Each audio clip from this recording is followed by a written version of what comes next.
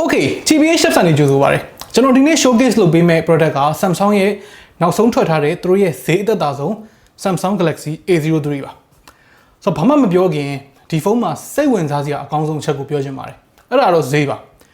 အစအရာအကုန်လုံးဈေးတက်လာတဲ့ခေတ်ဈေးကြီးလာတဲ့ခေတ်မှာ 332GB ကို2,6500 464GB ကို3,900ပေးရမယ်ဒါလွန်ခဲ့တဲ့တစ်နှစ်လောက်တုန်းကဈေးနဲ့ဆိုရင်2,000,000ဝန်းကျင်ဖုန်းလို့ပြောရမယ်အခုကဒေါ်လာဈေးဘာဈေးညာဈေးအကုန်တက်နေတာဆိုတော့ဒီဈေးလောက်သွားကြတာပါနော်ဆိုတော့2022မှာတရုတ်ဖုန်းလည်းမကင်ချင်ဘူး Google Play Store ဘာညာအလုပ်လုပ်မယ်အလုပ်ရှုပ်မခံချင်ဘူးလုံးဝ worry free သုံးချင်နေဆိုရင် Samsung ဖုန်းတစ်လုံးကဒီဈေးမှာဘာတွေအားသာချက်ရှိမလဲအားနည်းချက်ရှိမလဲနည်းနည်းကြည့်ရအောင်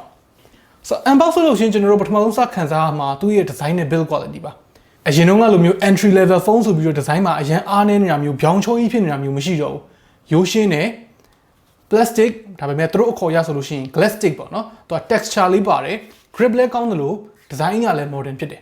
storage လိုချင်တဲ့သူတွေအတွက်လည်း dedicated SD card slot လေးတစ်ခုပါတယ်ဆိုတော့အရောင်တွေနဲ့ကအပြရဲ့အနီရဲ့အမဲရဲ့သုံးမျိုးရှိမယ်ဒါပေမဲ့တစ်ခုတော့ရှိတယ်သူ့မှာ fingerprint sensor မပါဘူး face unlock နဲ့ပဲ unlock လုပ်လို့ရမယ်ဆိုတော့ Samsung တွေက entry level မှာ price to performance အကောင်းဆုံးလို့တော့မဟုတ်ဘူးဒါပေမဲ့ build quality မှာတော့ဒီဈေးမှာတခြားဖုန်းတွေထက်ပိုပြီးတော့ solid ဖြစ်တယ်လို့ပြောရမယ်plastic ပေမဲ့တော့ပေါ်ပဲမဟုတ်ဘူးဘယ်လိုပြော premium တော့မဟုတ်ဘူးဗျာ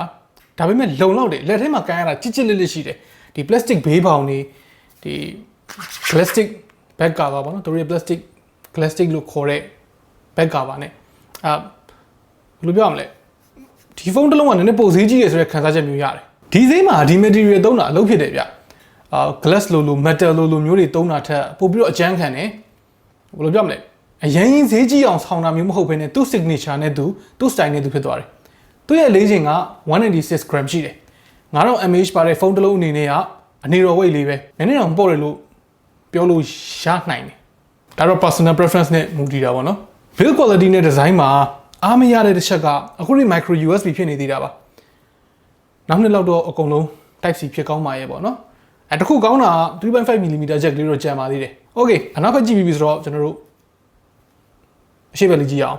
သူ့ရဲ့ display ကသူ့ရဲ့အားသာချက်တော့မဟုတ်လောက်ဘူး water drop notch နဲ့ 6.5 inches 720p plus display နဲ့လာတယ်သူက PLS လို့ခေါ်တဲ့ Samsung ရဲ့ကိုယ်ပိုင် panel နဲ့လာတယ် PLS ဆိုတာ plain line switching ကိုခေါ်တာသူ IPS နဲ့ဆင်တယ်ဗျာဆိုလိုချင်တာ AMOLED မဟုတ်ဘူး 1080p လည်းမဟုတ်သလို high refresh rate တွေပါလည်းမပါဘူးအဲ့ဒါဘယ်ဈေးထဲမှာပဲဖြစ်ဖြစ်အခုခေတ်မှာအားနည်းချက်လို့ပြောလို့ရနေပြီပေါ့နော်ဆိုတော့ကောင်းတဲ့ဘက်ကပြန်လှည့်စဉ်းစားမယ်ဆိုလို့ရှိရင်တော့battery ပိုခံတာပေါ့သူရဲ့ display brightness တွေ saturation တွေအဲ့ဒါတွေကတော့အဆင်ပြေပါတယ်။ battery life အနေနဲ့မှာသူ့ရဲ့အားသာချက်လို့ပြောလို့ရတယ်။ဒီဈေးတန်ဖုန်းတွေရဲ့ trend ကဈေးသက်သာရမယ် battery ခံရမယ်အကျန်းခံရမယ်။အဲ့ဒါတွေအကုန်လုံးကို A03 ကပေးနိုင်တယ်။9000 mAh battery နဲ့ 720p plus display နဲ့ဆိုတော့2ရက်လောက်အားမသွင်းမနဲ့ AC နေလို့ရတယ်။ game မဆောင်ရင်ပေါ့။ Okay သူ့ရဲ့ camera အနောက်ဘက်မှာ 48 megapixel f1.8 main camera ရဲ့2 megapixel f2.4 depth camera ရဲ့ဆိုပြီးနှလုံးပါတယ်ဆိုတော့သူ့မှာ range အတွက် ultra wide တွေတို့ telephoto တွေတို့အဲ့ဒါတွေတော့မပါဘူးဆိုလိုချင်တာ 4K lens ကတစ်မျိုးပဲရမယ်ဒါပေမဲ့ပြောလို့ပြောတာတော့မဟုတ်ပါဘူး 1.8 ဖြစ်သွားတာလေးရပါတော့သူရဲ့ primary lens က 1.8 ဖြစ်သွားတာလေးရပဲကျေးဇူးတင်ရမယ်ပြီးတော့ ultra wide တွေ tele တွေပါလဲဒီဈေးမှာ quality ကောင်းစရာအကြောင်းကိုမရှိဘူးဆိုတော့မပါတာပိုတော့အေးသေးတယ်ပေါ့နော်ဆိုတော့ဒီဈေးနဲ့ဖုန်းတစ်လုံးကိုကတော့ဘယ်သူမှအလှတဲ့ပုံအလန်းကြီးတွေရိုက်ဖို့မမျှော်လင့်ထားတော့ဘူးလို့ထင်ပါတယ်မျောလင်းချက်ကိုအရန်ကြီးမထားဘူးဆိုလို့ရှိရင်သူ့ဈေးနဲ့သူတော့ကောင်းကောင်းမွန်လေးတွေဓာတ်ပုံထုတ်ပေးနိုင်လိမ့်မယ်အလင်းအောင်လုံလောက်လို့ရှိရင် f1.8 ဖြစ်သွားတဲ့အတွက်အရင်ကထက်တော့ညဘက်ဒီမှာဓာတ်ပုံရတာနည်းနည်းလေးပိုအဆင်ပြေလာတယ်ဗျာအဆင်ပြေတယ်လို့ပြောချင်တာမဟုတ်ဘူးနည်းနည်းလေးပိုအဆင်ပြေလာတယ်ရိုင်းမရအောင်ဖြစ်သွားတဲ့အနေအထားမျိုးမဟုတ်တော့ဘူး selfie မှာ5 megapixel f2.2 ပါတယ်တိတ်ထူပြောနေကြမရှိဘူးဒီဈေးမှာပုံမှန်ပဲ